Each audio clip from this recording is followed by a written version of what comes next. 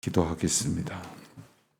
하나님 아버지, 하나님의 인도하심의 은혜를 다시금 감사드리며 저희를 부르신 그 음성에 응답할 수 있도록 이마만큼의 건강과 또 주님 주시는 믿음을 가지고 살아갈 수 있도록 또 새날을 맞을 수 있도록 인도하여 주신 것을 감사드립니다.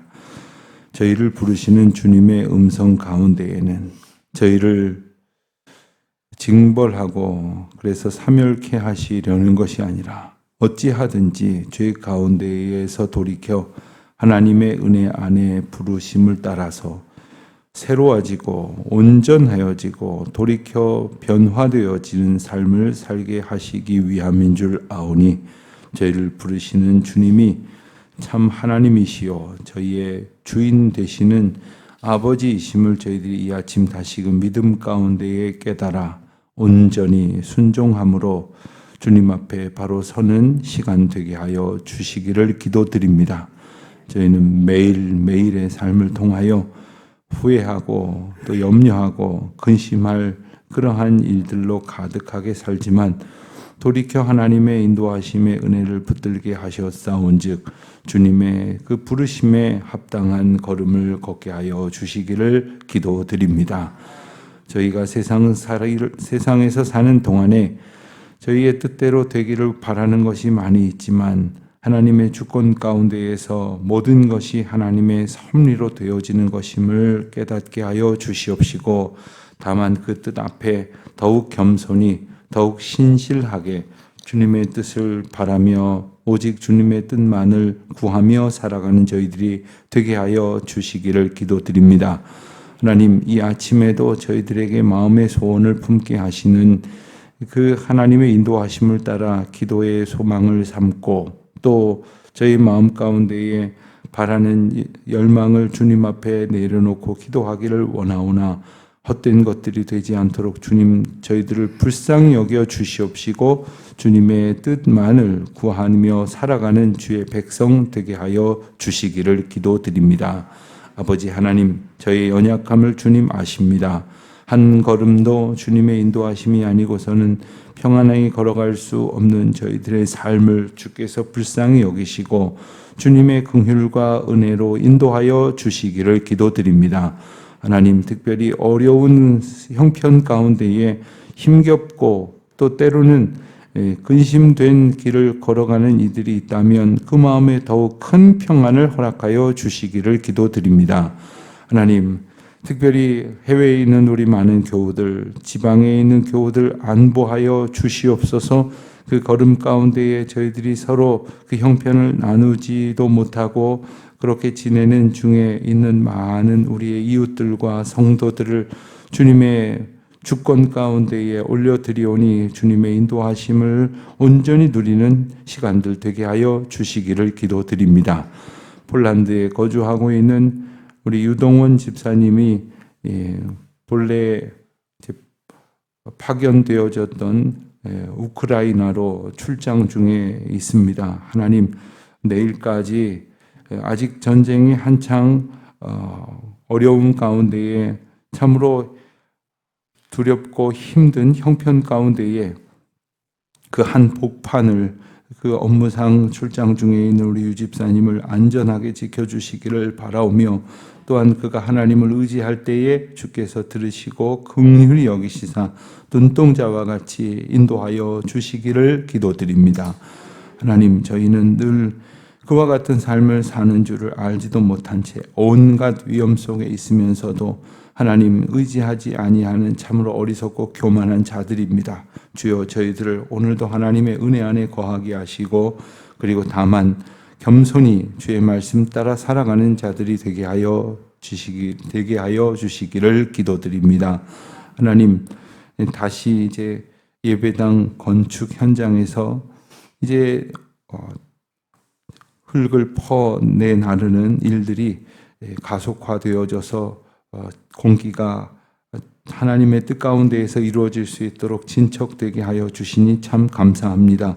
하나님, 속히 그 모든 굴착 작업이 완료되어져서 이제 다음 이제 건축의 본격적인 과정들로 들어갈 수 있도록 주님 인도하여 주시옵시고, 다만 이제 깊이 기초를 파 내려가는 가운데에 그 집안이 흔들리지 않도록 도와주시고, 그리고 그 곁에 있는 이들의 이웃의 땅에, 그리고 그들의 건물에 영향을 주지 않도록 주님께서 안보하여 주시고, 그리고 그 공법과 공사의 모든 과정과 공사에 참여하는 모든 사람들을 하나님의 특별하신 은혜 가운데에 붙들어 주시기를 간절히 기도드립니다.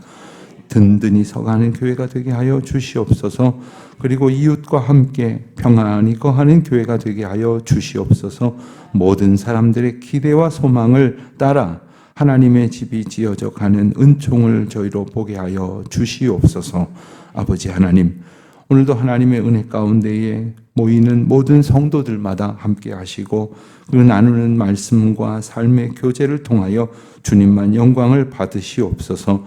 오늘 저녁부터 시작되는 새로운 성경 공부반에 하나님께서 기름 부어 주셔서 예수 그리스도의 십자가 복음을 더욱 사랑함으로 붙들 수 있는 시간 되게 하여 주시옵소서.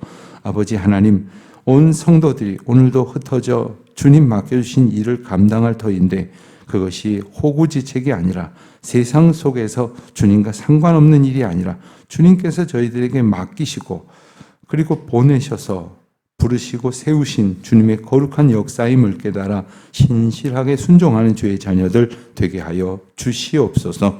오늘도 모든 상황 속에서 오직 주님의 이 섭리만이 성취될 수 있도록 인도하여 주옵소서. 감사드리오며 예수님의 이름으로 기도드립니다. 아멘. 열왕기상 22장 29절부터 40절까지 말씀입니다. 열왕기상 22장 29절부터 40절까지 말씀, 이제 내일까지 보면 열왕기상을 다 보게 됩니다. 22장 29절부터 함께 봉독하시겠습니다. 이스라엘의 왕과 유다의 여호사밧 왕이 길르앗 라못으로 올라가니라. 이스라엘의 왕이 여호사밧에게 이르되 나는 변장하고 전쟁터로 들어가려 하노니 당신은 왕복을 입으소서 하고 이스라엘의 왕이 변장하고 전쟁터로 들어가니라. 아람 왕이 그의 병거의 지휘관 32명에게 명령하여 이르기를 너희는 작은 자나 큰 자나 더불어 싸우지 말고 오직 이스라엘의 왕과 싸우라 한지라. 병거의 지휘관들이 여호사밧을 보고 그들이 이르되 이가 틀림없이 이스라엘 왕이라 하고 돌이켜 그와 싸우려 한즉 여호사밧이 소리를 지르는지라. 병거의 지휘관들이 그가 이스라엘의 왕이 아님을 보고 쫓기를 그치고 돌이켰더라. 한 사람이 무심코 활을 당겨 이스라엘 왕의 갑옷 솔기를 마친지라. 왕이 그 병거 모는 자에게 이르되 내가 부상하였으니 내 손을 돌려 내가 전쟁터에서 나가게 하라 하였으나 이날에 전장이 맹렬하였으므로 왕이 병거 가운데에 붙들려 서서 아람 사람을 막다가 저녁에 이르러 죽었는데 상처에 피가 흘러 병거 바닥에 고였더라. 해가 질녘에 진중에서 외치는 소리가 있어 이르되 각기 성읍으로 또는 각기 본향으로 가라 하더라. 왕이 이미 죽음에 그의 시체를 메어 사마리아에 이르러 왕을 사마리아에 장사하니라. 그 병거를 사마리아 모세에서 씻음에 개들이 그의 피를 핥았으니 여호와께서 하신 말씀과 같이 되었더라. 거기는 창기들이 목욕하는 곳이었더라. 아합의 남은 행적과 그가 행한 모든 일과 그가 건축한 상하궁과 그가 건축한 모든 성읍은 이스라엘 왕 역대 지략에 기록되지 아니하였느냐. 아합이 그의 조상들과 함께 잠에 그의 아들 아시아가 대신하여 왕이 되니라. 아멘. 아합 왕의 가장 마지막 부분을 보게 됩니다. 우리가 그제 본 것처럼 남유다의 여호사밧 왕과 그리고 북이스라엘의 아합 왕이 연대하여서 저 북쪽에 있는 아람 군대와 싸움을 벌이게 됩니다. 물론 이 싸움의 그 근원은 아주 오래되었습니다. 하지만 이 싸움의 현재적 상황을 보면 하나님의 백성을 의지해야 할 이들이 한 마음으로 전장에 나아가기보다는 남유다의 여호사밧 왕은 하나님의 뜻을 묻고자 하는 그러한 모습을 계속 가지고 있었지만 이제 아합 왕은 자기에게 유익한 말들을 하는 선지자들을 둘러세워서 자기의 뜻을 이루려고 하는 수단으로 삼고 있었음을 이제 보게 됩니다. 결국 이제 이스라엘의 왕과 유다의 여호사밧 왕이 길르앗 라못으로 올라가니라. 결국 전쟁이 시작되었다 하는 그러한 표현입니다. 그런데 30절 말씀을 읽은 것처럼 아합 왕이 여호사밧에게 나는 변장하고 들어갈 터이니 당신은 왕복을 입으시오. 이렇게 제안을 합니다. 그리고 그들이 나눈 대화처럼 여호사밧 왕은 왕복을 입고 전쟁에 뛰어들게 되고 그리고 아합 왕은 변장을 하고 전쟁에 뛰어들게 됩니다. 왜 변장을 했겠습니까? 말할 것도 없이 자기 이제 신분을 감추려고 하는 것인데 오늘날도 마찬가지이지만 옛날의 전쟁은 특히나 그 소위 그 지도부, 소위 그 사령 본부가 되는 그러한 가장 우두머리를 제거하는 것이 가장 확실한 전쟁의 승리의 방법이고 그것이 가장 보편적으로 사용되는 전략이기 때문에 우리가 실제로 31절에서 본 것처럼 아람의 군대의 전략은 바로 그들의 우두머리인 아합 왕을 공격하는 것에 초점이 맞춰져 있었습니다. 아합 왕도 이런저런 전쟁을 많이 겪었기 때문에 그렇게 될 것이라는 것을 예상도 했거니와 앞서 미가야 선지자의 말이 아마 마음에 걸리기도 했을 것입니다. 그런데 미가야 선지자의 말이 일말이라도 좀 걸리고 의식이 되었더라면 그 지점부터라도 그가 돌이켜서 하나님께서 선지자를 통해서 하신 말씀에 응하는 행동을 했어야 할 것인데 결국은 자기 뜻을 이루겠다고 전쟁을 벌였던 것을 주목해야 됩니다. 그러니까 하나님의 뜻을 구하고도 결국 자기 마음대로 하는 것은 결국 하나님의 뜻을 구한 것이 아니라 자기가 원하는 대로 하나님께서 따라와 주기를 바라는 그렇게 마음을 먹고 혹 그렇게 기도했다고 해서 그가 믿음으로 하나님 앞에 나아갔다고 말할 수는 없는 것이지 않습니까? 그런데 그런 모습이 사실 오늘날 우리 가운데에도 얼마든지 있다는 겁니다. 흔히 작정 기도를 한다든가 열흘 동안, 한 달 동안, 40일 동안 아니면 응답 받을 때까지 이러면서 기도를 하는 중에 가만히 보면 아무것도 없는 가운데 기도를 한다거나 모든 것을 다 내려놓고 하나님의 인도하심을 구하기보다는 자기 기도 제목을 소위 목적하는 바처럼 가지고서는 그걸 하나님 앞에 마치 어떻게든 관철시키려고 하는 그러한 태도를 가지고 있다면 그것은 하나님 앞에 여쭙는 그러한 믿음이라고 결코 말할 수 없을 것입니다. 그들도 처음에는 하나님께 여쭙자는 동기에서 출발을 했지만 하나님께서 참 선지자라고 우리에게 분명히 일러주신 미가야 선지자를 통해서 일러주신 그 뜻을 염두에 마음에 두지 아니하고 그래서 그 뜻이 이끄시는 하나님의 인도하심을 따르지 아니하고 그리고는 전쟁터로 들어가면서 기껏 한다는 일이 자기에게 변장을 해서 사람들로 하여금 자기를 알아보지 못하게 하는 그러한 얄팍한 방법을 사용하고 있었습니다. 32절에 보니까 아람 군대의 병거의 지휘관들이 여호사밧을 보고는 이스라엘 왕이라고 확신을 하게 됩니다. 그는 왕복을 입었기 때문이죠.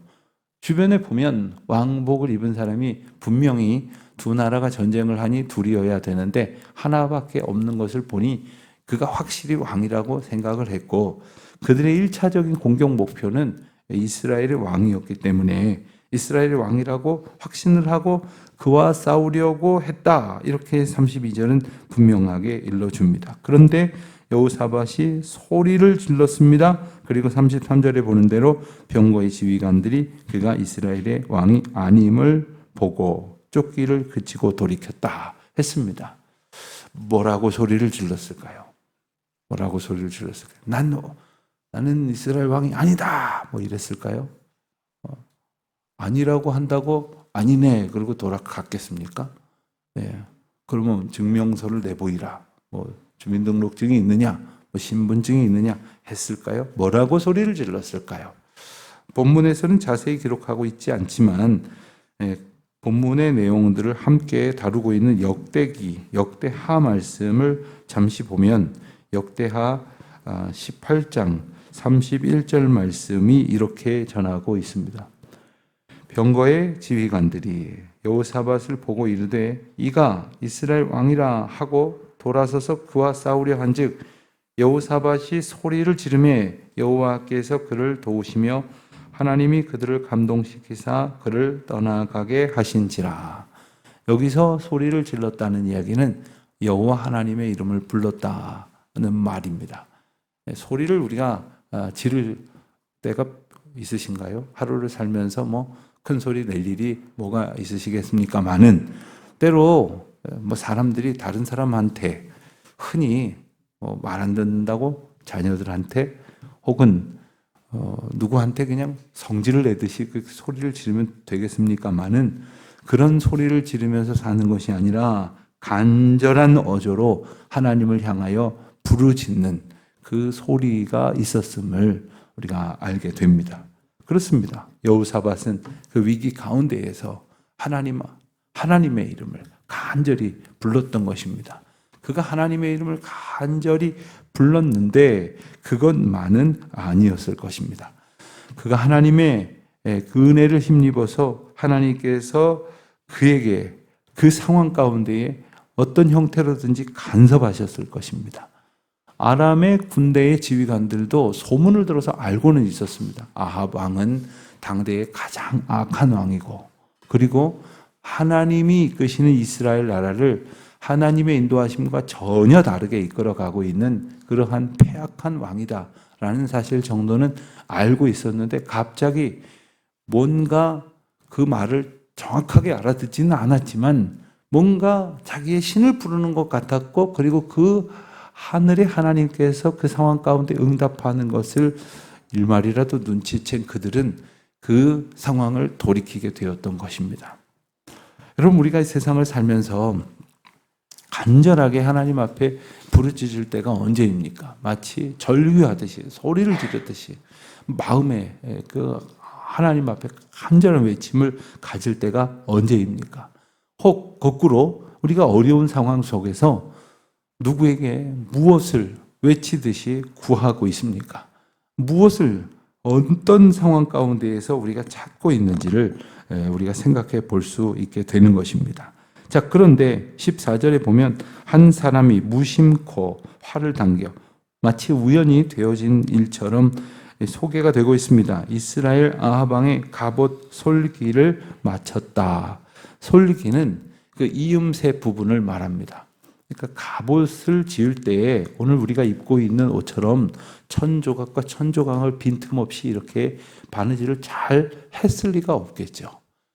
여러분들 사극에 보면 갑옷은 갑옷인데 이 아주 높은 왕이나 사령관 같은 그런 사람들의 갑옷은 비교적 촘촘하게 이렇게 되어져 있지만 그렇지 못한 경우에는 갑옷을 마치 뭐 얼기설기 뭔가 막을 수 있는 그 딱딱한 그런 부분과 그것을 잇는 그러한 끈으로 이렇게 되어졌을 터인데 그 이음새에 벌어진 그 틈 사이로 화살이 날아가 박힌 것입니다.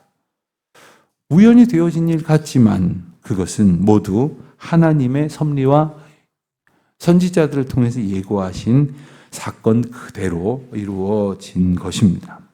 우리는 때로는 내 상식에 있을 수 없는 일이다 생각하면 우연이라고 여기고 또 되어질 일이라고 생각이 들만하면 이건 그렇게 될 일이어서 됐다라고 생각을 하면서 이렇게든 저렇게든 하나님의 인도하심이라는 고백을 하지 않을 때가 참 많이 있습니다.